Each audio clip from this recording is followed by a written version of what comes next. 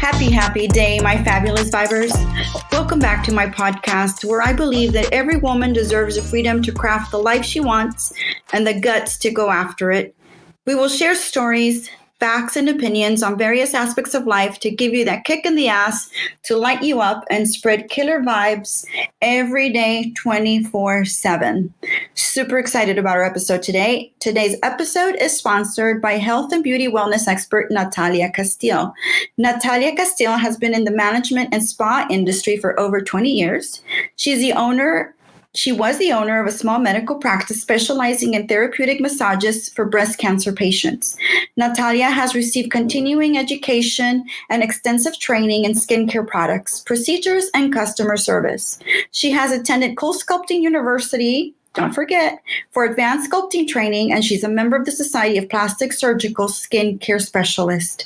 She's bilingual, and I love her, and she's my go-to for all my skincare needs. If you want to reach her, you can reach her at Natalie at mybeautifulbody.com. You can also find her on Instagram at Natalia Skincare Specialist. You will not regret it. I have gone to her for my microdermabrasion, my dermaplaning, and all of my skincare needs. Don't miss her. Find her online, or you can also contact her at 713-354-5124.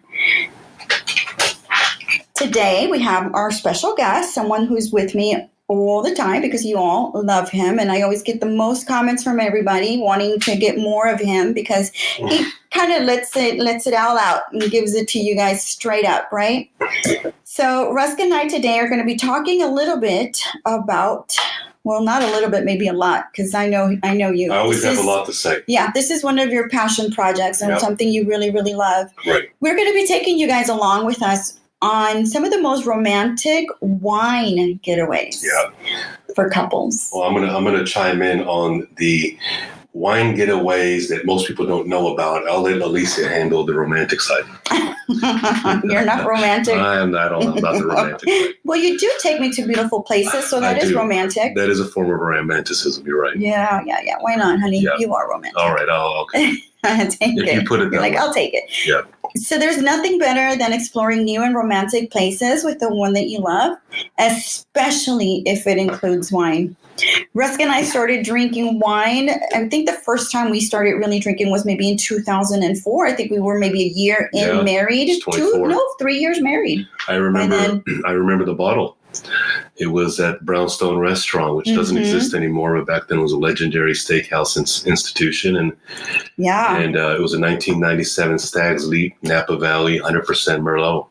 Yeah, and back then we didn't like wine. We weren't into it. We always bought the very inexpensive, simple wines, as you would say. Well, you know what? I didn't grow up with wine. My parents never drank wine. My mom doesn't drink, number one. And my dad only drinks really beer. Right. He started getting into wine when I started giving him some wine. Right.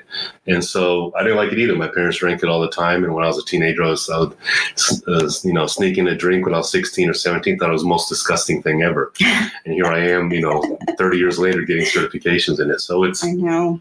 Isn't it amazing? Yeah, it's kind of weird how the world turns out. Yeah, and I don't know that we knew so much about it back then, but I think we were hooked. Yeah, we were hooked. That bottle got us hooked because I remember that waiter, he was Armenian, and I said, I don't know anything about wine. I said, it's like, choose something that you recommend, and he picked it out, and since then, the rest has been history. And I think if one thing we did develop along the way was a love for wine, and we developed that together because we really didn't know anything about it.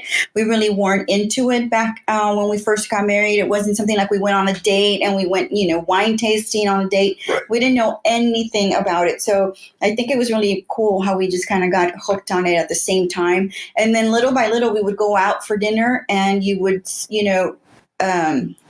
we would either ask the waiter for a suggestion or we would find something that we studied or we learned from. Because you're very big about finding things on your, departures magazines. Right. And then you started reading The Economist and you found someone in The Economist that would make recommendations. And then little by little, we started gaining some knowledge. It was Jancis Robertson. Oh, it was in the Financial Times. She's a journalist for the Financial Times on Saturdays. And she is the first master of wine in the world.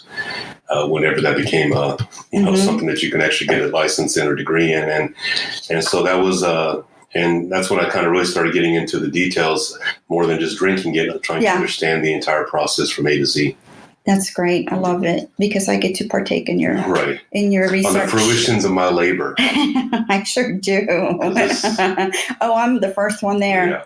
So, we've been through some really, really amazing places along the way. I think people who know us and have listened to our podcast know that you and I have been traveling around the world for 20 plus years now.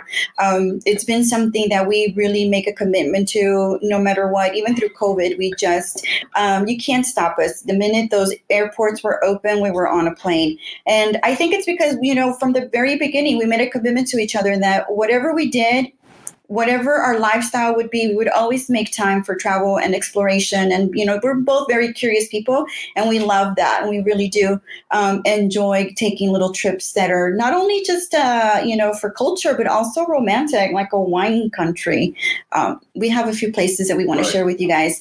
We've gone through the hills of Portugal. Yep. We have gone through the vineyards of Tuscany. Yep. We have gone through the small plane from Buenos Aires to Mendoza, Argentina. So we're going to talk to you guys about Portugal. We're going to talk to you about Italy, the wines of Argentina. Russ will give you guys a few suggestions on what to try when you're out there.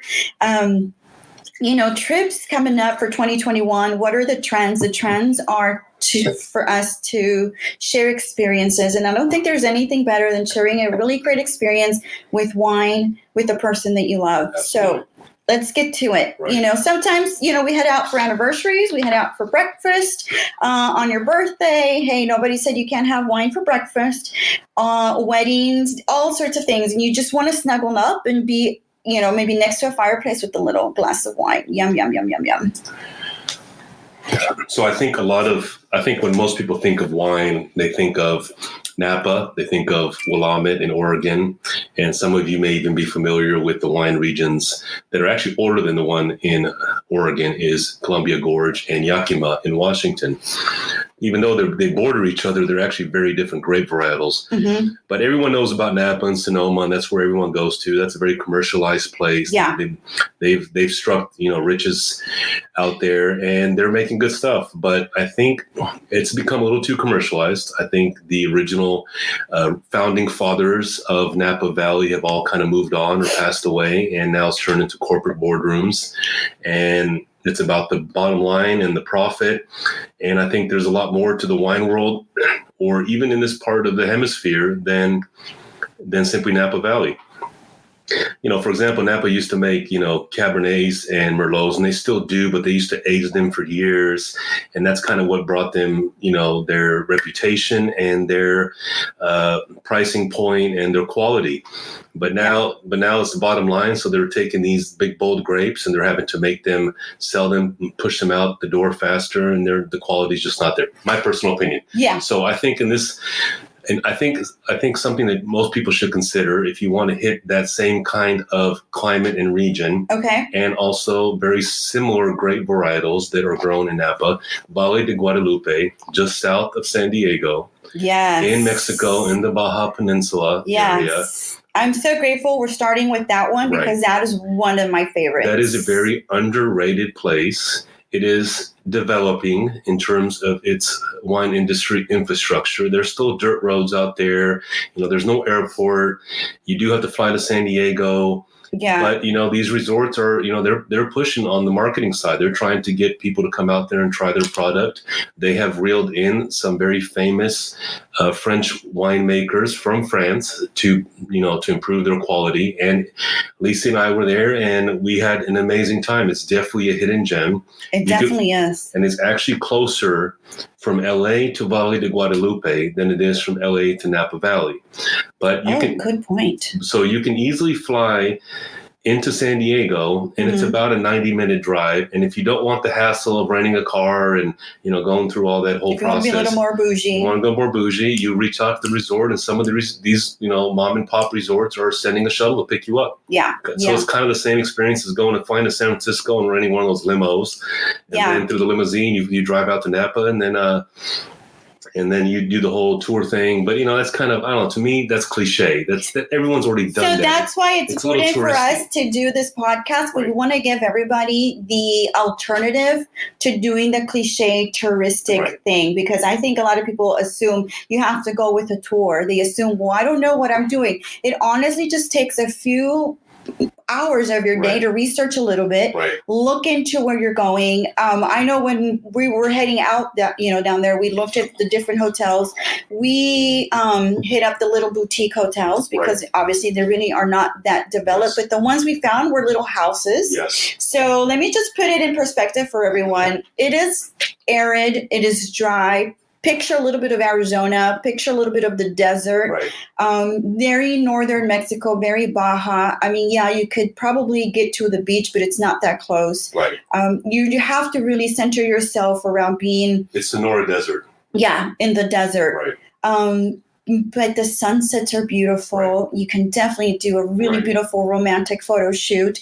I know Russ loves those photo shoots with me. He just cannot get enough of those photo shoots. I have turned into the Insta husband. Sometimes I'm not sarcastic at all. But sometimes, Yeah.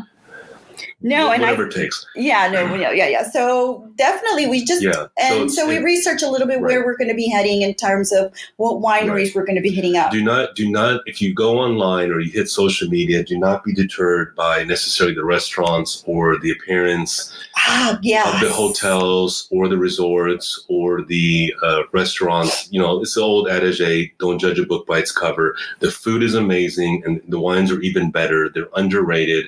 They're up and coming. And if you go there now, you're going to catch it before 10, 15 years, before maybe commercialized and industrialized. And you're going to catch it when it's quaint, it's charming. It has a whole kind of romantic feel out there. It's just different. It's just a different kind of experience. It is very cool and the wines are fantastic. And I'm very picky about what I drink and what I choose and the producers that I select. And I can tell you that it's definitely a high quality production and wine region out there. Yeah, and super beautiful, very romantic. You'll find very cool places that you will definitely enjoy, and absolutely romantic. I mean, like I said, it's up and coming. They're really catering to the younger generation, to the younger millennial group. But I can tell you that those of us who are Gen Xers really enjoyed it as well and really found it to be just a very, very amazing experience. And on my blog, I will be sharing with you guys some of those wineries that we visited so that you have a nice list before you head out. And I'm definitely recommending these. And then we will also be including some of the wines that we definitely enjoyed while we were in Valle de Guadalupe, Mexico. Yep. So heading further down south in the same hemisphere. Okay. Argentina. I feel like you're taking me like on a little car ride, honey. It is, but this is going to take a little more of a car ride. It's a little far. We can't do the motorcycle diaries. No, we're not doing the motorcycles. We're going to take a couple months to get there. Yeah, and so we're heading down to Mendoza, Argentina, which was a place we were at in 2007. Yes. And let me just reiterate that Rusk and I go to these places on our own. We have 2 kids, and they are so ultra bored if they were to come with us. I mean, maybe they could come with us, but honestly, they're just so bored. It's not even a place for them. Right. So like I said, romantic. Take your honey with you. It is. It's very romantic, and it's actually probably easier to fly into Santiago, Chile, and take a little hopper to Mendoza. It's literally 20 minutes as opposed to a 90-minute flight from Buenos Aires. But if you want the whole Argentinian experience, they're known for their cattle industry. The food industry is huge in Argentina. It's extremely cheap, at least it was back then. And I just talked to somebody in one of my wine classes. It was just in Argentina 2 years ago, and they were still saying how inexpensive it was. That's awesome. But either way, you could fly into Santiago. Chile is also another major wine region with some phenomenal wines. Or you can do Argentina, fly to Mendoza. But here's the trick, is that we all think of Argentina as Malbec. And Malbec is what Argentinians sell to Americans. And I don't know, some of you, whether you love Malbec or you hate it, nobody kind of likes it in between. It goes well with spicy foods. It's a very dark, heavy, bold, highly tannic wines with dark with black fruit flavors, a lot of tannin, a lot of acid. And it's not for everyone. It's not for the faint of heart. But what the Argentinians or the Mendocians actually do better, that's the hidden secret, is they do Cabernet Sauvignon. Oh. So when you go down to Buenos Aires and you get to one of their famous steakhouses and you ask for the wine list, you will rarely see Malbec on the list. I remember this back in 2007. Yeah. It was full of Cabernet Sauvignon. And that's their hidden secret, is they don't send that stuff because obviously in California and in Washington and in British Columbia, Cabernet Sauvignon kind of rules the roost in the United States. So they have a hard time penetrating the American market. They do Cabernet Sauvignon better down there than they do Malbec. And the climate conditions and the growing conditions and terroirs are actually more suitable for Cabernet Sauvignon. But if you actually have some time, there are a couple of wine regions outside of Malbec. One is Salta, which makes great white Torrontés wine. And it's about a 2.5-hour drive. Or you can visit Duoro Valley or Luján de Cuyo, which is also in the Mendoza region, and they do Pinot Noirs and Merlots in that particular region, which is kind of rare. It's hard to find a Pinot Noir in a very dry climate, a very desert climate. Yeah. So let me set the stage for those of you that are traveling with your honeys and your partners. You will find that in Argentina, it's a very cosmopolitan country. It's very modernized. You do have the outskirts, the countryside, where you can enjoy an asada, you can enjoy music, the gaucho community, the gaucho culture out there. But if you head out a little bit more into the wine region, you will find that it's very romantic. It's beautiful.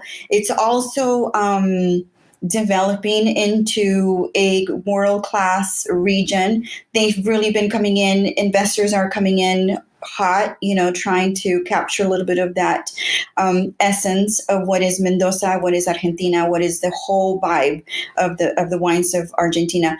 I think you will find that, again, it is an arid region. It's very dry. It's just desert. So picture beautiful sunsets. Visualize yourself by a bonfire. Visualize cuddling next to a fireplace and having a really beautiful glass of a red Cabernet Sauvignon or a Malbec, whatever you're more interested in. Definitely, it's a place for you to try some really beautiful bold reds, and definitely try them with your honeys. I know one thing that we did together as a couple is we did a empanada making activity. So we did do a little cooking class together. That's really fun. Something to do as a couple. Another thing that I think we also enjoyed was walking through the little towns and doing a little bit of shopping through the small towns. I know that we bought some really beautiful art pieces that we brought back to Houston. It's just a really gorgeous, amazing place to head to. So definitely recommend it. And again, on my blog, I will be sharing some names of some places that we visited, where we stayed, and what hotel we stayed in, and all those. And also wines. in Mendoza, get a wine tour guide. It's a little more challenging. It's not like Napa, where all the wineries are stacked right next to each other down Highway 29 or Oakville Road between the Vaca Mountains and the Mayacama Mountains. So.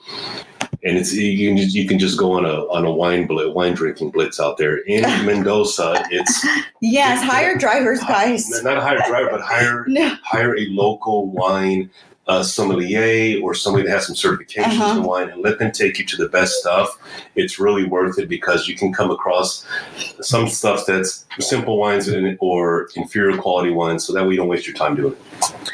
So really good tip. So let's stay in the same northern hemisphere, and let's move back up real quick. Okay, where do you want to go next? Let's go back to Oregon, because I also think that Oregon is also underrated with Willamette Valley. Okay. And what we liked about Willamette Valley is that it doesn't have the corporate boardroom feel of its southern neighbor in Napa. A lot of mom and pop operations out there. We had some really cool stories and experiences by talking to the winemakers or the vineyard owners, and they make phenomenal Pinot Noir out there. Very favorite, fresh, fruity, easy to drink wines, beautiful colors, red fruit characteristics. They have some earthy notes in it, some forest floor, and so it's one of those wines that just goes goes down real easily.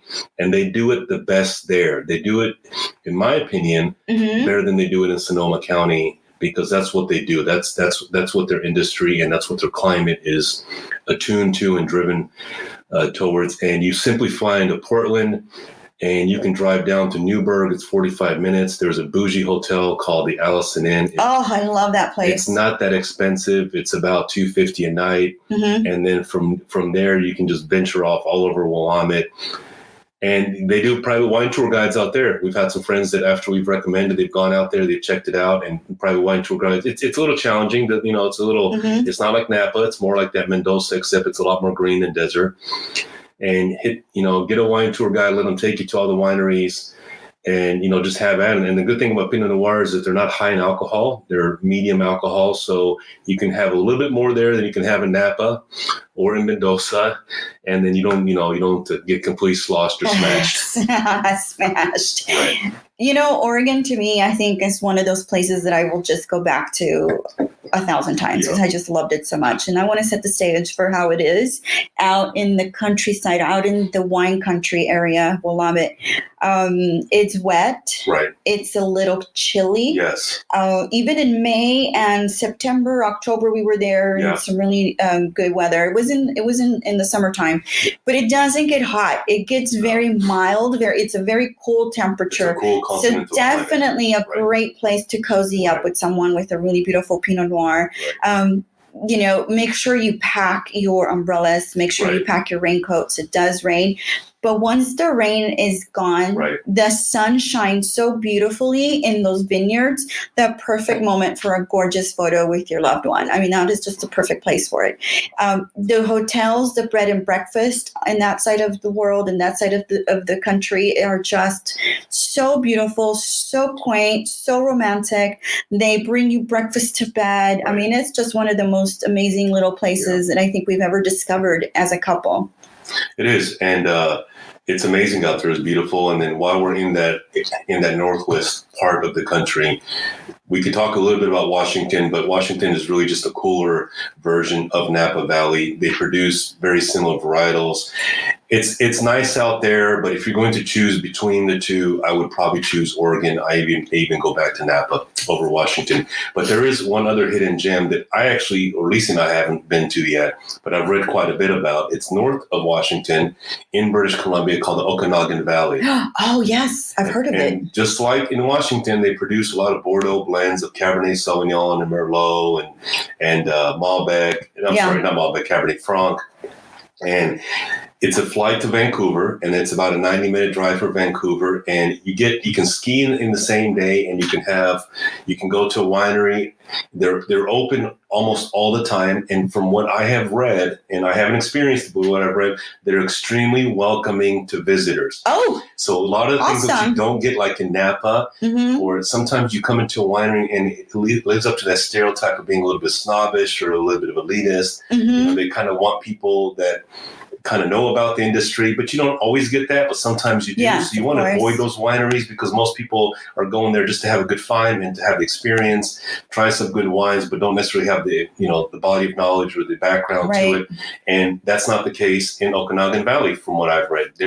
We're going there next. You've already convinced me. They have the Canadian nice mentality, and it seems to persist there. And you know what? I think it's a really good thing that you brought up right now is when you go to Napa, make sure that you set up appointments for tastings. They used to be easier to get into a tasting, but if you know of a wine that you really enjoy, you've got to call those wineries beforehand, and you've got to call them at least 2 to 3 weeks ahead of time because they book very, very fast. And, they're also very picky on how many people they take at a time. I know when we were in Oregon and we went to Washington, they wouldn't take more than 6 or they wouldn't take more than 7. So always call ahead of time wherever you're wanting to go for these wine country tours. Book the tour of 1 or 2 wineries, get a feel of how they make the wine and how they're different from other AVAs, American viticultural areas, and what makes them different. And you don't have to know a lot about wine, but you can, you kind of want to you want to have kind of a balance and understanding of what you're drinking to. That's the way I see it. The same thing in Oregon. Book ahead of time. If you guys want some details on which wineries or where to stay or some restaurants. Yeah, we're going to be posting that on the blog.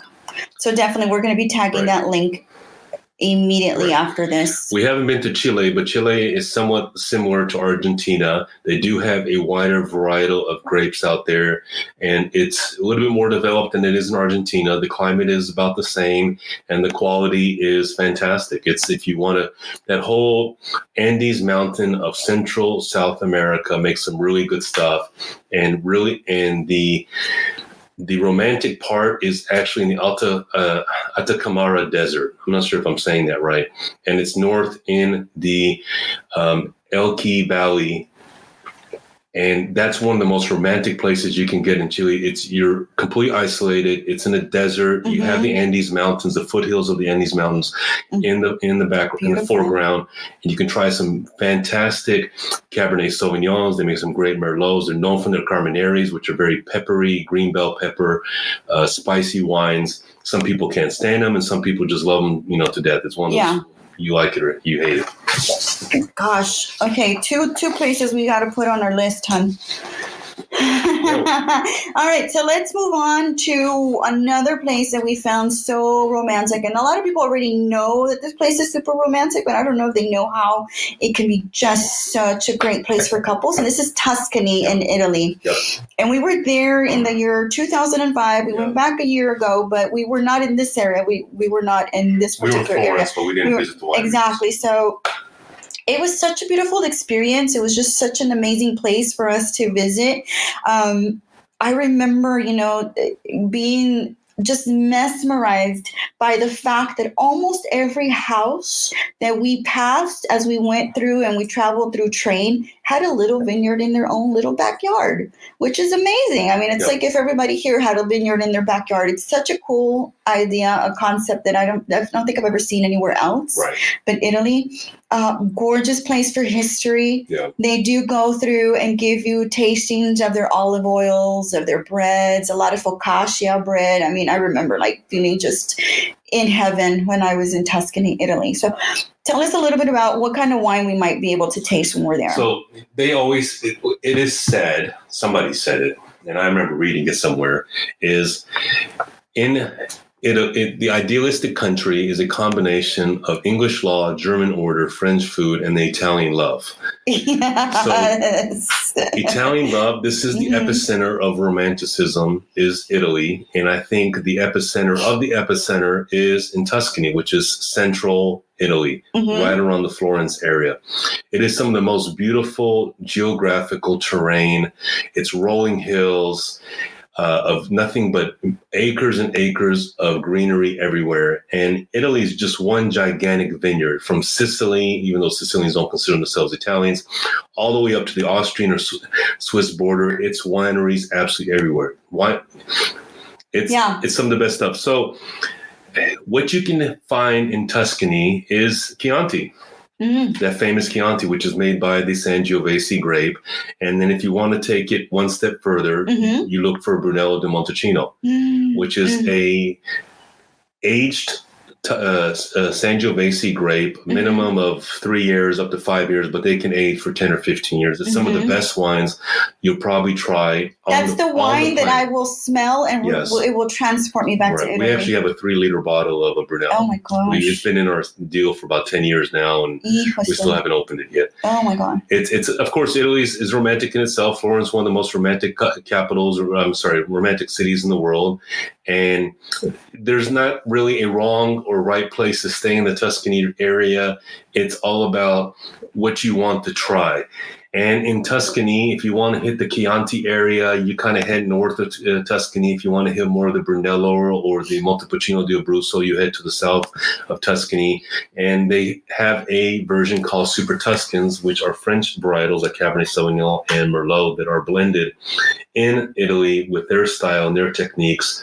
It's all fantastic wine. Italian wine speaks for itself. I don't really have to say much more. I don't know that I've ever had a bad Italian wine. Like I'm in love with it. Right. Even the table wines. Let me just recommend something that I felt like was really a great experience is when you go with your couple, and when you go with friends, even when you go with friends, ask the wineries to set up tastings for you that include cheese, because they also have a really beautiful production of cheese.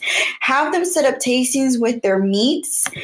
They have really great meats that they will pair with wines. For example, prosciutto, Parma, all the different hams that they curate. The cuisine will be just something at another level. Those are really great ways for you also to learn about the region, about the wine, and about the food. They create these pairings for you. You just have to kind of let them know ahead of time that you're coming and that you're going to want to enjoy some pairings or some tastings. And they prepare all of that because they have different processes, I guess, for their ham.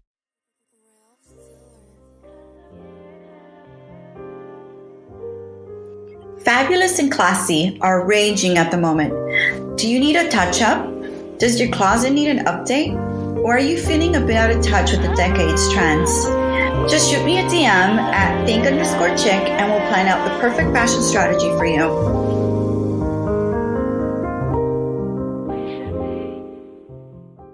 Prosciutto, Parma, all the different hams that they curate. The cuisine will be just something at another level.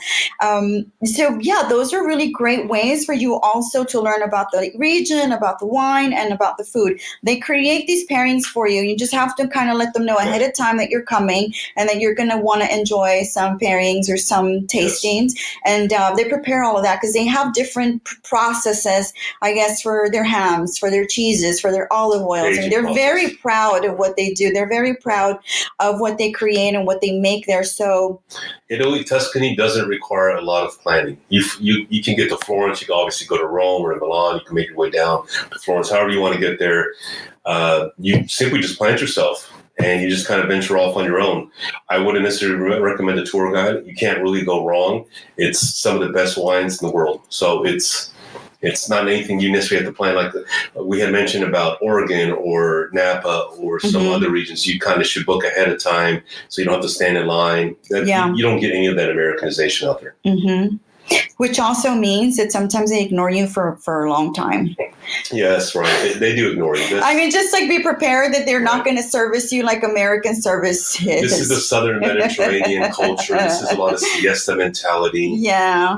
They wake up at 10 a.m., go to sleep at 1 a.m. in the morning. There's dinners at 9 p.m. That's just the way it is in Europe. That's the way it is in the Southern economies. And that's why you travel, right? You don't want to experience things what you like. You don't want what you have at home. Yeah. You want to do something different. Yeah, but I think a lot of people, when they travel, they're expecting it to be like they're used to. Yeah. And it's something you have to really get through your head that where you're going, it is not going to be like you have it here. It is really very different. And so the sooner you learn that, the sooner you adapt to that, the more you're going to enjoy the country you're in, understand their customs. Yep. They don't have to necessarily be your customs. Right. But be prepared for those things. And if you're like super anal about times, then clear it ahead with somebody or clear it ahead with the winery and just ask them what their process is, because some people are very picky about that. I'm one of those types. I'm very structured with my time. I like to be on time, but that's just not how things work. And out there in Southern Europe, a little bit better in Northern Europe, but anywhere in Europe, they don't really are as scheduled or organized as they are here in the States. And they don't care and they don't have to because everywhere else from the developed world, they come to visit Europe. They don't have to try hard. Their geography, their quality of life, their food, their wine, their just the whole ambiance just kind of speaks for itself. So they don't really have to customize anything. Yeah, they don't have to make it bougie for us. But bougie for us. Basic is what you're saying. So before we get to Portugal, let's just move a little bit. We've been to Croatia. Yeah, so that's what I wanted to talk about. There's a few honorable mentions that I wanted to just jump in with. Right. And I think Croatia is one of those places that I think we were very pleasantly surprised that it has beautiful romanticism, gorgeous locations, but also amazing wine. Yes, it is actually underrated in terms of its quality of wine. And to the Croatians, they believe that Italians got their wine from Croatia. They were there first. That's right. They did tell us that. They do make an arguable case for it because the wine supposedly started in Armenia or in eastern Turkey and made its way through Europe. So Croatia was on the map first before the Romans were, as the Greeks kind of made their way up through the Adriatic Peninsula down into the Italian peninsula. So Croatians are not really known for their reds. They're really known for their whites. Some very patio pounder white wines, very high acidic. Okay, tell us what's a patio pounder. Patio pounder is a white wine that just goes down easy on a beautiful spring day. On a beautiful spring day. Can I have one of those next to a pool and just chill? Absolutely, that's exactly what it's for. It's my kind. So it's a patio pounder, and it's not an intense wine like a Chardonnay from Chablis or Chardonnay from Napa.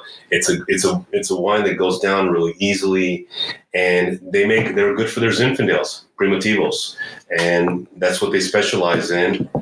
Do you know that I could not stand Zinfandel before I went to Croatia? I think that I had probably tried California Zinfandel that was very sweet. Right. Not something I ever really, because I'm not a big sweet. Right. Well, they make Zinfandel in Lodi in California, and it's underrated as well because they do also make it in off-dry and medium-sweet versions, and I think that's what throws people off. But they do have a dry version, and it's actually pretty good. Another suggestion for romantics and people who want to travel to Croatia with their loved ones, take a really beautiful scenic walk through Dubrovnik. Yes. Dubrovnik, yeah, and some of the smaller towns. Yeah. It's all along the Dalmatian coast. It is all along the coast, and so just little walks. Puglia, Split, Hradec, and Dubrovnik, and there's some few other ones. It's a good 7 to 10 day kind of trip in Croatia because it's amazing. It was Rome before it was Rome, before the Italians had made their heyday. It's extremely romantic. And you have all the beautiful restaurants on the Adriatic Sea overlooking the water, and the wine is phenomenal. That goes with all of the authentic Their cheeses were, I think, something I could not get enough of. Everywhere I went, I asked for the Croatian cheese because it was just so, so good. Wow. I don't know how much time we have left, but just wanted to mention also Central Turkey. Yes. In Cappadocia, in the Anatolia region of Central Turkey. They have very indigenous varietals. Another place people don't know that you can go to for wine and romantic destinations. The Greeks were there back 2,000 years ago. They kind of developed the area, and then the Turks eventually took over in the mid-15th century, and they continued the wine trade.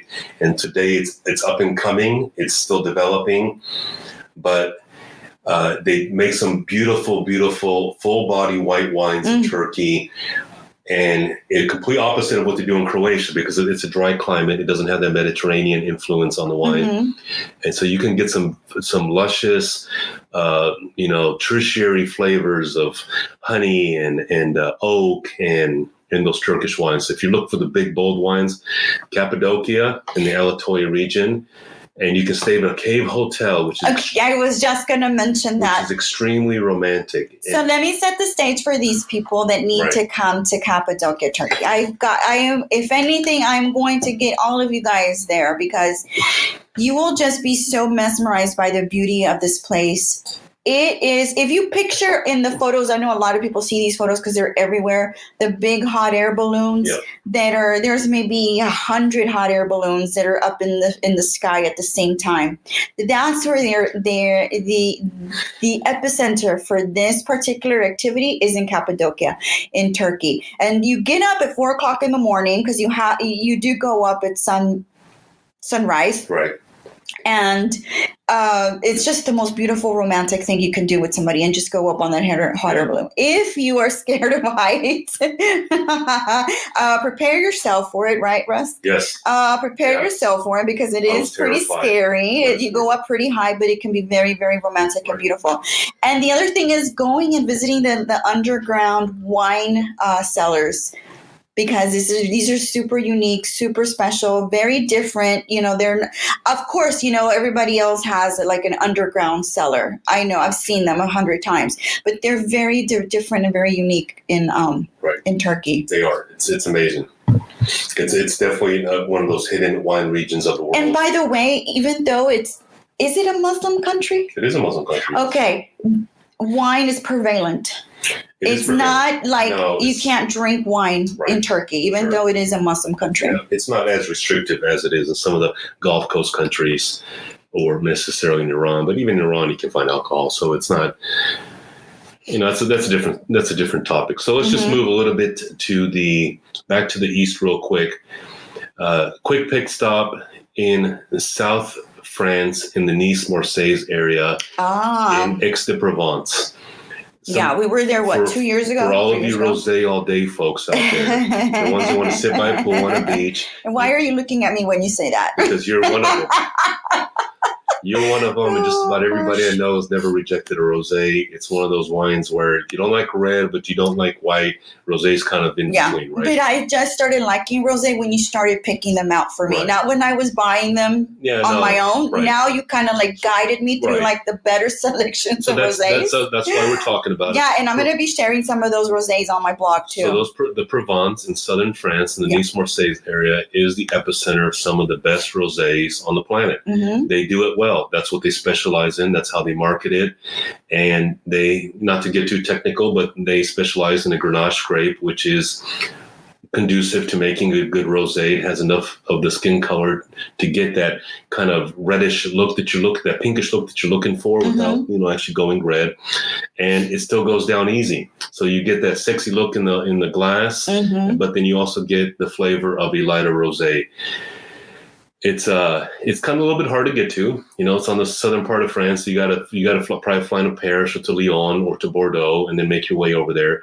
You can fly into Nice if you want, or you can just take a train ride from Paris. And the wine producers are kind of scattered.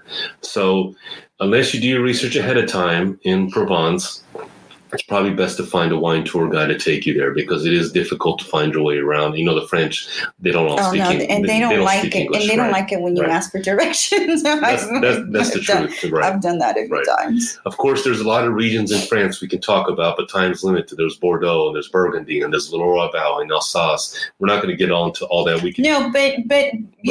But if you guys are interested in talking about those regions, we'd be glad to elaborate. Yeah. But in terms of a lesser known, more romantic region is in Portugal, in the Duoro Valley. Oh my God. I was really surprised by this because I knew that they had a wine industry in Portugal. However, when we did do the drive and we were there in 2017, wow, it is gorgeous, and it's a must visit for romantics. It's beautiful. The landscape is lush. It is warm. It's not cold. It's not gloomy. It's not arid. It is warm. It's lush. Picture a lot of greenery. Hills. Right. What you're looking for is, it is spelled Douro, not to be confused with Duero in Spain. Very different wine region, very different grape varietals, and very different geography. The Duero region in Spain is very arid. This is very lush, like Alicia had said, and they make some of the best Vino Verdes. Oh my gosh. On the planet. I'm obsessed with those. They're the only ones that make the Vino Verdes, but they're a great varietal, is the Tortuga Nacional, which is similar to some in France, but we're not going to you don't need to know all that. But if you're going to go to Portugal, you fly into Lisbon, you do your thing in Lisbon, and move your way up to Porto. Of course, Portugal is known for port. Yeah. For all of you that love, the sweet wines, the fortified stuff.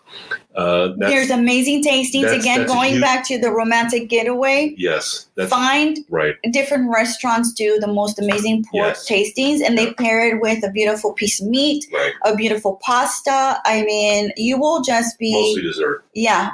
In the most amazing, I think, environment ever to try ports, to try wine.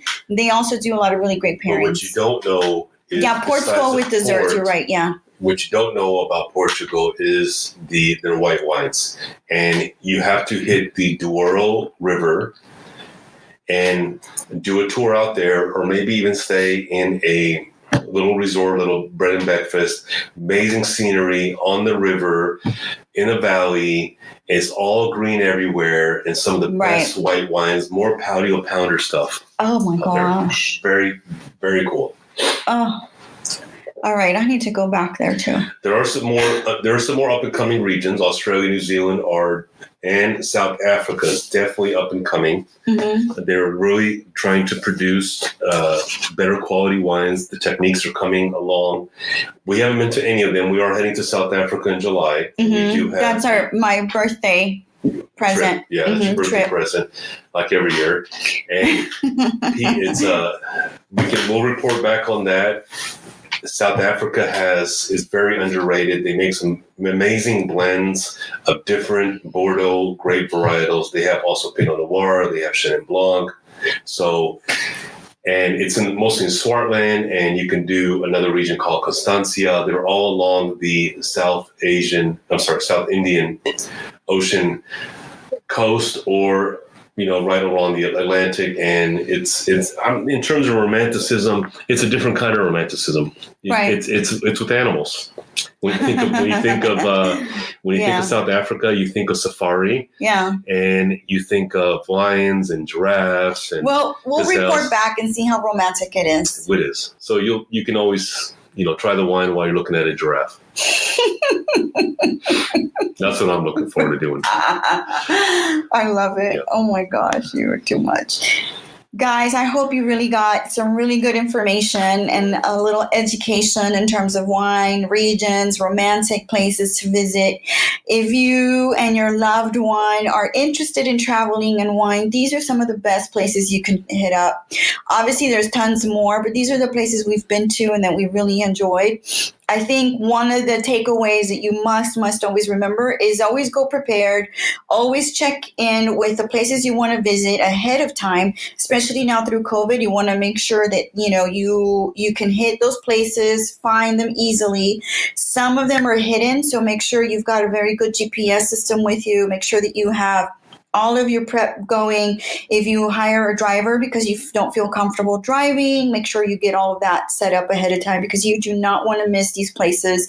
And, 2021 and moving forward, it's going to be about experiences. I think a lot of people noticed that, they had not done a lot of things, and last year really gave a perspective on, we have not done some of the things that we wanted to do, and the time is now. So head out, get that going, and I will send you guys positive vibes all day, every day. Go out there and kick ass. Thank you to my amazing guest who's always here, and he always brings it. And you guys, I cannot wait for you guys to share this with your friends. Tell me what you think. Give me some feedback. I would love to hear from you guys. Thank you. See you guys next time.